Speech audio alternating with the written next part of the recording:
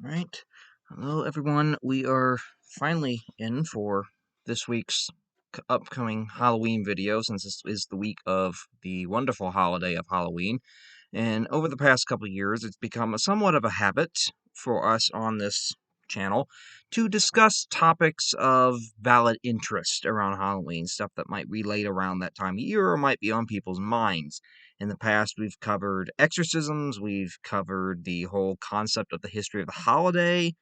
Last year, I believe we covered the Salem witch trials. So this year, we're going to do more of a brief overview of a certain subject that often comes to mind around Halloween, and that lies around with vampires. Everyone knows about vampires. I mean, no, you don't go around during Halloween and not know what a vampire is unless you're from some oddball third world country that doesn't really celebrate the holiday. And there's nothing wrong with that if you are from one of those countries. But if you are aware of the holiday of Halloween or in the American traditions of it, you probably know what a vampire is. Even if you're from Europe, you probably know what one is because that's actually where they originate from. Is Eastern Europe is where the myths and legends of vampires actually start. So what we're going to look at today is not any look at any particular figure, be it Count Dracula, be it the whole Vlad the Impaler thing, be it the multiple cases throughout history that have been, but just a general overview of, what are vampires? Why are they a part of culture? Where do they come from? And what have been some very famous instances of these things in our society? So we're just going to do a general history video over just a little bit of vampires. What are they? Where they come from? Why do we have them? So, the first question that we need to propose here is what exactly is a vampire? This shouldn't be a very hard question for most of you. Most of you will well know that vampires have certain specific characteristics that are identifiable at first glance. Now, this is what is impressive is vampires have these characteristics, but yet they are also many different cultures from around the world. And almost every single one of these cultures shares in many ways some of these characteristics. So, despite whatever culture it is, there's always some characteristics that seem to always be there in some way, shape, or form when talking about a supposed vampire. And some of the characteristics, of course, that we're going to look at, and the basic characteristic of a vampire is they are undead bloodsuckers, undead blood feeders. They are individuals who have died. They are undead through whatever unholy means. Usually it has something to do with them rejecting the church and Christianity and something along that lines, and even Satanism. But usually, a vampire is going to be an undead individual who has somehow managed to come back from the dead. But instead of eating like and living like a normal person, their main source of sustenance is human blood, which they usually will drink in order to consume. Now, most vampires are also known for probably one of the I wouldn't even say one of the. I would say the most telltale sign of a vampire, and that is the classic fangs on the teeth. The two pronged fangs that they use to stick into your neck and suck all your blood out.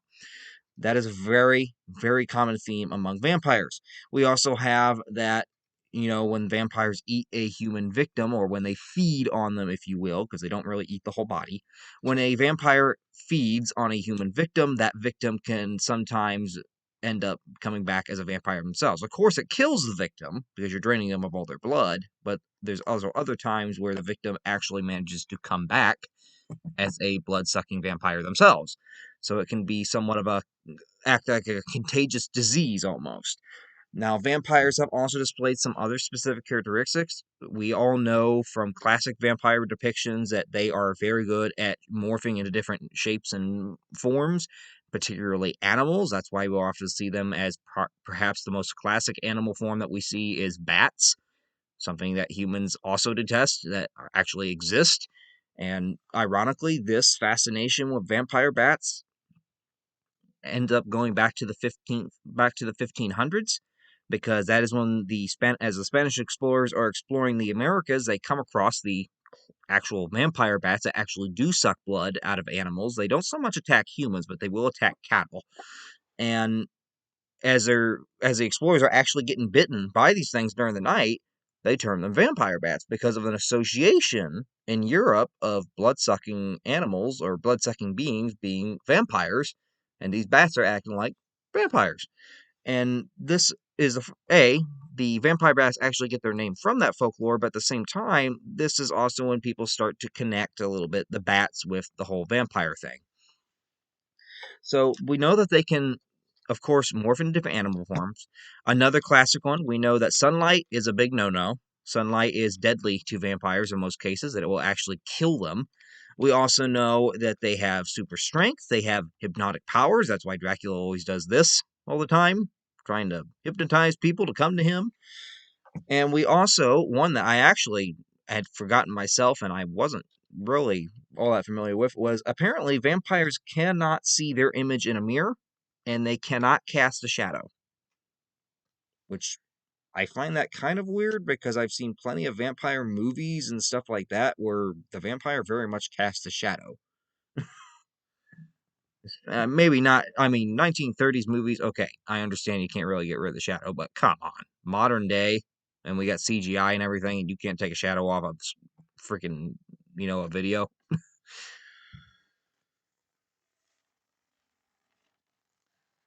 But vampires, of course, have these basic characteristics. Now, most of these characteristics, with a few exceptions, are going to be what has become popularized in classic culture for humans in general since 1897. And 1897 is a critical year in the history of vampires because that is the year of Bram Stoker's Count Dracula novel. Of course, introducing the classical and probably most famous vampire of them all, which is Count Dracula. We all know Dracula. Now, Dracula is, of course, a fictional character. He is not a real person. I mean, Stoker's novel is probably one of the most well known and probably well read pieces of human literature of modern times. In fact, since 1897, it has never been out of print since its first publication then. It has been in print continuously since that year. That's how popular it still is. Now, while Count Dracula did not exist in his own right, there is suspicion that perhaps Stoker could have been inspired by an actual historical figure that did live long ago, that did share his name in some manner or form. Now, it is not confirmed as to whether or not Stoker actually got the idea for Dracula from this figure, but it is highly suspected that he could have, or at least have been influenced by them. And that figure is also known as Dracula. His name was Vlad Dracula, or Vlad the Impaler, and he was a ruler of the kingdom of Wallachia in the 1400s, around in the late 1450s and early 1460s. So we're talking roughly, I believe, the 15th century. And Wallachia is a king, or was a kingdom in what is now Romania, in the Romanian country of Romania in Europe. And it's right around the region of Transylvania as well. And that is actually where Vlad was from. Another coincidence. Now, Vlad was a ruler of Wallachia from about roughly 1456 to 1462 off and on. He had a couple problems because Vlad was always at war with the Ottoman Empire. Wallachia was a Christian kingdom in many ways, and the Ottomans were a Muslim empire trying to expand into Europe. And Vlad kind of stood in the way. He also had a few personal grudges with the Ottoman royalty due to some past family history with them. So that was another matter. But Vlad, basically, in many accounts of the Wallachians, he was seen as a very heroic ruler, a just ruler who was trying to defend his kingdom from the encroaching Ottoman Empire. But while they did see him as heroic and as a good ruler, they also admitted that the guy was a tad bit brutal. And by a tad, I mean massively. Vlad was often remembered for his brutality, in fact, and he gets his moniker of the Impaler because one of his most favorite ways to kill people was to impale them on a wooden stake in the ground and literally stick them outside. In fact, I can't remember the exact year. Let me see if I could find it real quick. One year when the Ottoman army had actually come up They actually came up into Wallachia and were trying to basically crush the Wallachian resistance and crush Vlad's regime. They had laid siege to the capital of Wallachia, which was Targoviste, or Targovista, however they pronounce it. And when this had happened,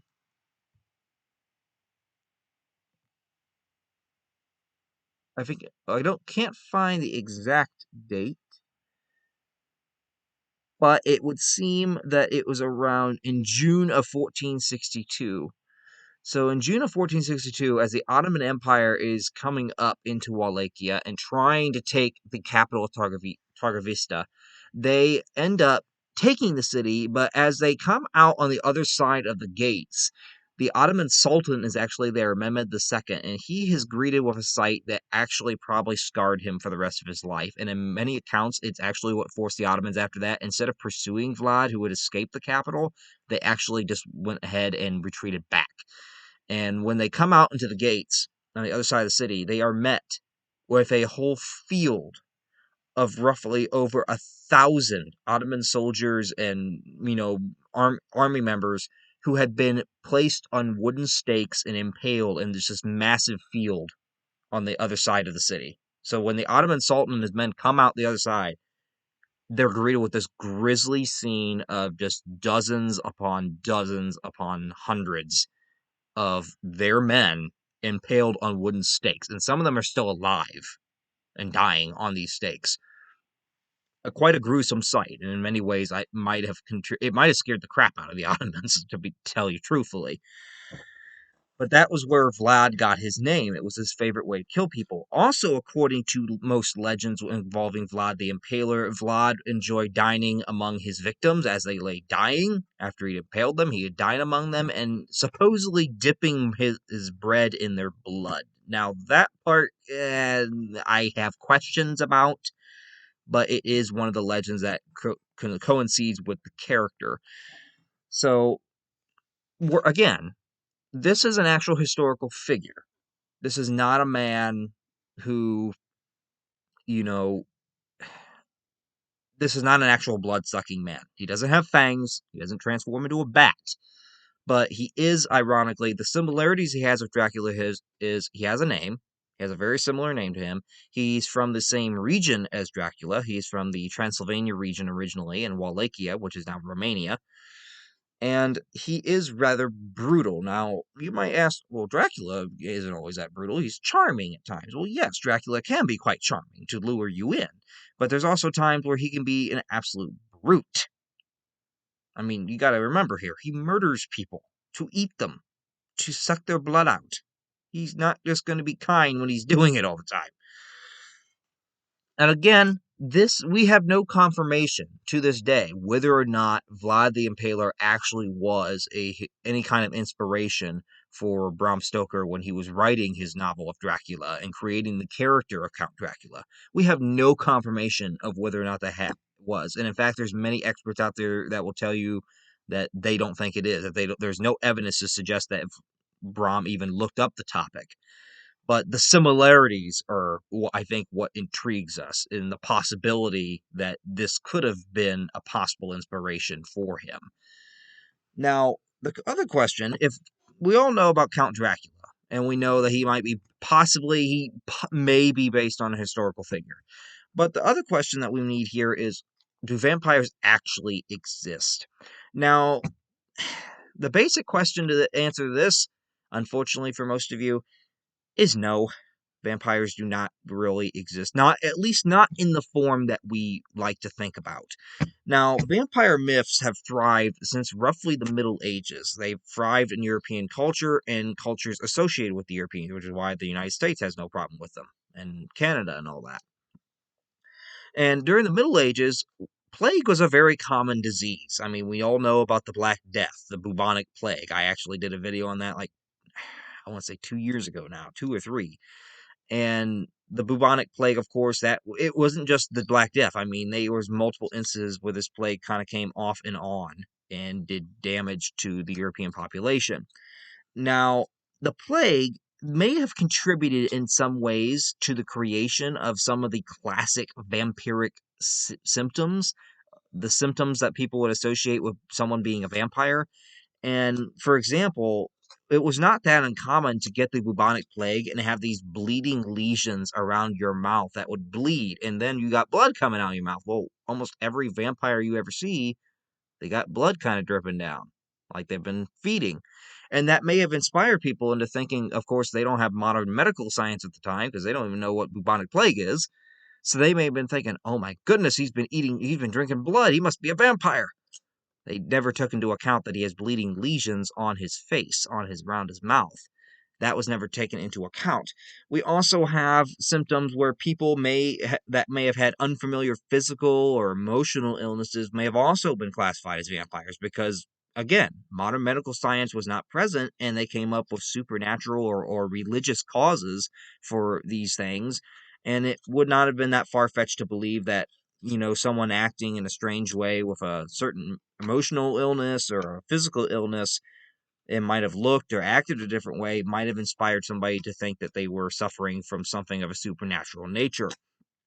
For example, one example that I could find was the disease of porphyria, porphyria, which is a blood disorder, and I was actually not aware of this one. And this blood disorder, porphyria, actually causes severe blistering to the skin when the skin is exposed to sunlight.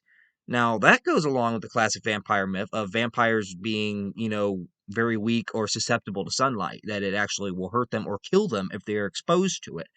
And to someone that is suffering from porphyria, I don't think it'll kill them, but it's definitely going to actually hurt them to actually be exposed to sunlight because their skin will blister up.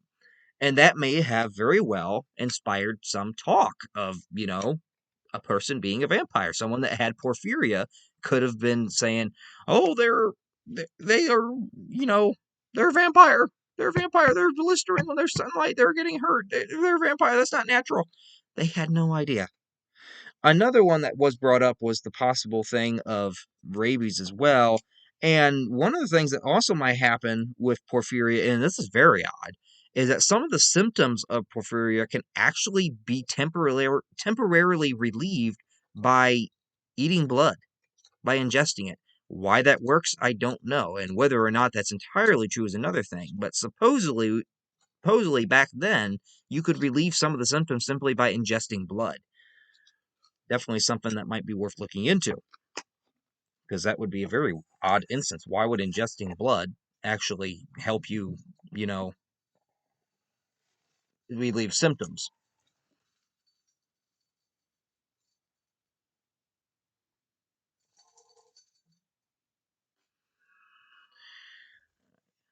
Now, when a person suspected of vampirism may have died, it was often suspected that the body would be dug up to try to look for any symptoms of vampirism. They would often dig the body up, look for any signs that might be there of any vampire signs, and if they found them, they didn't want the person obviously coming back because, mind you, vampires are undead beings.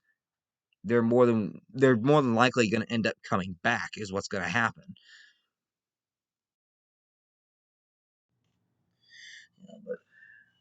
So when we basically go through the whole thing of wanting to check for vampire signs. Again, we don't want to freaking let them come back alive. So the first thing we're going to do, we're going to take a wooden stake and we're going to plunge it into their heart. We do not want them to absolutely at all come back alive. So for some reason, they believe that plunging a wood stake into the heart of the deceased person would actually prevent them from coming back. You plunge it through the heart, and that was going to ensure permanent death. It was also not uncommon to decapitate or burn the corpse entirely, and that practice actually would continue roughly up until even still into the 19th century, so the 1800s, and we were still decapitating and burning corpses that we suspected were vampires, just to try to keep them from coming back alive. Now, one of the most famous instances of a supposed real life vampire was that of Mercy Brown. Now, Mercy Brown was She was a young girl who lived in Exeter, Rhode Island in it was 1800s. She was a daughter of local farmer George Brown, and she had ended up dying along with several other members of her family of the tuberculosis disease, that wonderful coughing disease that killed so many people. Now, tuberculosis ended up killing a lot of people back then, but in this case, it was an epidemic going through New England at the time. It swept through Rhode Island, and unfortunately for Mercy and members of her family, except for her father, they ended up dying. Now, Mercy was buried. It was winter when they had buried her, and a couple weeks later, the townspeople were getting suspicious. Why did so many people die so quickly in that family? Was there a curse? Was there something going on? And they decided, oh, it must be a vampire at work. There must be something going on that caused the deaths. So they said, let's exhume the bodies. So they go to the family plot, they dig up the bodies of the dead family members, and lo and behold, and this is kind of dumb, Mercy's body was, unsurprisingly, not very decomposed at all. Very little decomposition. Now, people automatically assume that's because her body had barely decomposed and it had been a couple of weeks since her death, she must be a vampire, and she was the one cursing her family from beyond the grave. But if we really take into account the environmental factors, Mercy was not buried in a pit in the ground. She was actually buried in an above ground vault. That was not a burial, it was above ground. So that's one thing. And it's also in the middle of winter, not just any winter, a New England winter. New England has a whole nother scale to their winters, believe me. And so and this is back in the 1800s when they actually got cold winters. Not nowadays, where we're lucky if we get a freaking winter that goes below 20 degrees. But yeah, there's environmental factors that probably could explain why Mercy's body had not really started to decompose. A, she's not buried in the ground. B, it's cold as all get out outside, and that's definitely going to slow down any decomposition. Just like if you freeze or keep a body on ice, it's definitely going to slow down the decomposition of it. Now, of course, the community didn't see that. They rushed to the conclusion that Mercy had to have been a vampire, that there was no other conclusion at hand. So they took her body out of the vault after they had exhumed it, took it out of the vault entirely, and ended up basically coming to the conclusion, all right, we're going to have to do something to ensure that she stays in her grave. So they actually took her heart out of the body, put a stake through it, burned it after they put the stake through it, and then they fed the ashes of the dead person's of Mercy's heart to her still alive but sick younger brother, who ended up dying shortly thereafter. He also had tuberculosis, but also, I'm sure eating a dead body's heart that was turned to ash did not help his case. But that was one of the more extreme cases of an individual going ahead and them rushing to the conclusion that there had been a vampire about with very little evidence and stuff that could very easily be explained by environmental factors. It just shows how superstitious people were back then, that they went to the conclusion that this person was a vampire simply because the body was not decomposing at a fast enough rate, and they ended up literally cutting a heart out of a dead body and burning it and feeding it to a live person. Ugh. Now, vampires in the modern sense do not exist, but there are people who are out there that claim to be vampires. They claim to be people that actually do need to drink blood or eat blood, because if they don't, they fall into like a depression or some kind of, relapse of some sort, and that it gives them health benefits. Now, these are not people who are going to go around and suck the blood out of your neck. These are people that usually have more humane means of obtaining blood in order to consume it. Now, why you would ever want to consume blood is beyond me. I don't know why you'd even want to try to attempt it.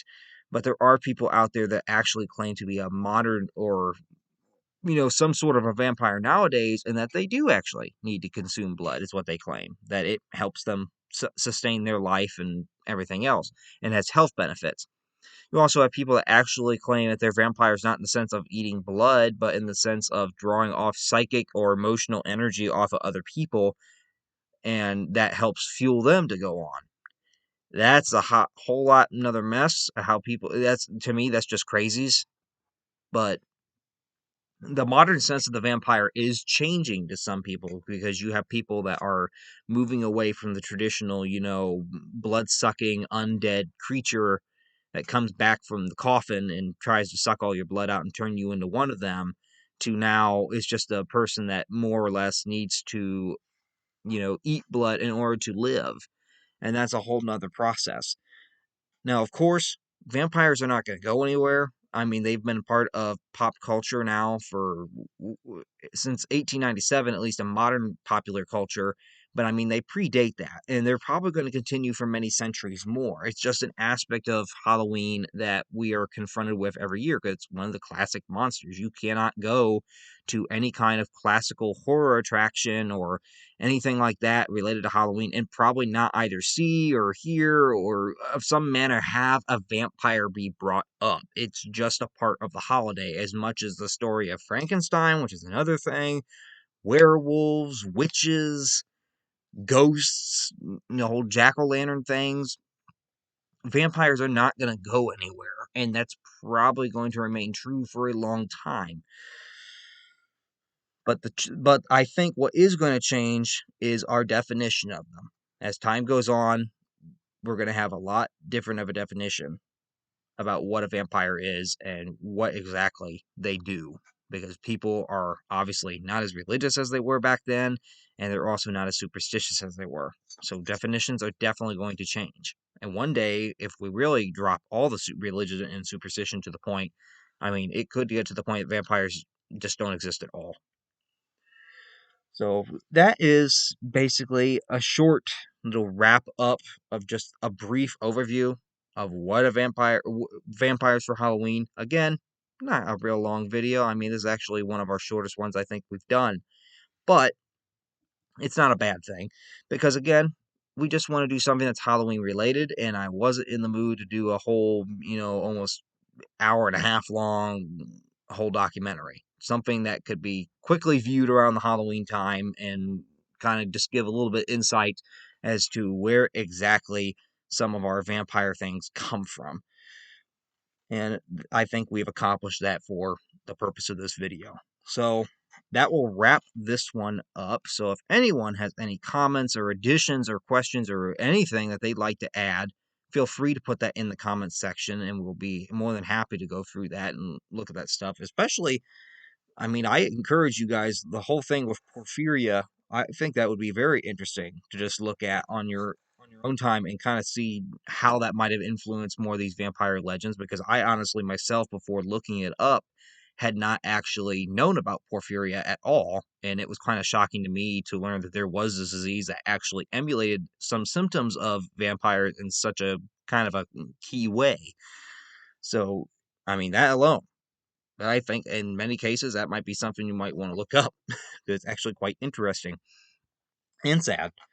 But for the purpose of this video, I think we're done. So again, comments, anything in the comment section. Also, be sure to, look back at some of the other Halloween videos we've done. I know for certain some of them have definitely gotten some people's attention. One in particular I know has, but again, they're a couple years old now, but it's a Halloween season, why not? So I think that will wrap it up for this week. Next week, I believe, what is next week?